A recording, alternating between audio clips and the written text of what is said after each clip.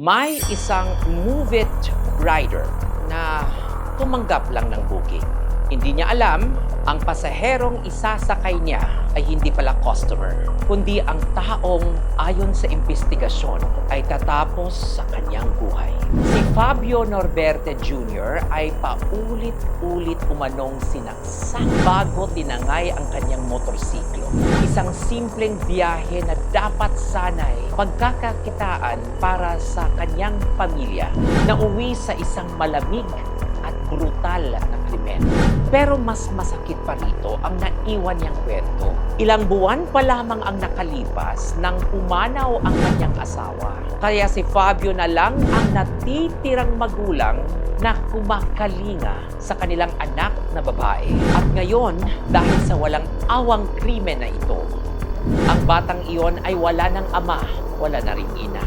Anak na ulila. Hindi dahil sa trahedya ng kalikasan, hindi dahil sa sakit, kundi dahil sa karahasang hindi niya kailanman pinili. And this is why robbery with homicide is among the gravest crimes under the revised penal code. Hindi lang dahil may ninakaw, hindi lang dahil may namatay, kundi dahil may isang pamilya na tuluyang winasak para lamang sa isang motorsiklo. Every rider leaves home with one simple promise: uuwi ako mamaya.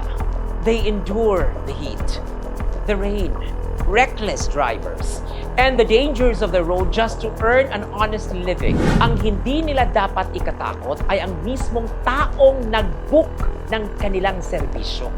Kaya ang tanong ko ngayon ay hindi lang para sa pulisya.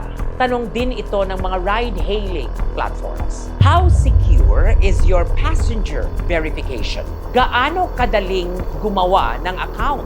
Gaano kabilis ninyong maibibigay ang booking records, GPS data, at identity ng pasahero kapag may ganitong krimen? Because technology should not only make transportation convenient, it should make it easier. At kung mapatutunayang ikaw ang gumawa nito, hindi ka lang pumatay ng isang Move It rider. You took away the only parent a little girl had left. May motorsiklong maaaring palitan. May booking account na maaaring i-delete. Pero ang isang ama, hindi na kailanman maibabalik.